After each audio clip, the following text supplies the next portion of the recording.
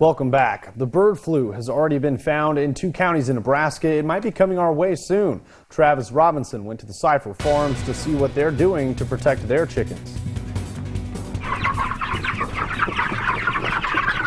Chickens spilled onto the grass at Cipher Farms, where Ray Cipher works.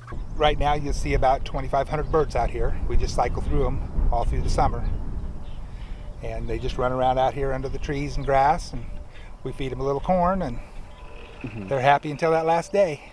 But with the bird flu coming this way, that last day may come a little sooner than it should. There's nothing we can do to prevent it. I mean, we can't, they're free range, so there's the quarantine and stuff that some of the operations try to do. I mean, we'd have to kill every turkey that runs across the place. Cipher cycles through their chickens quickly, so they don't have too much concern for their flock. They're all natural, free range. They run around out here, and so they are a lot healthier bird.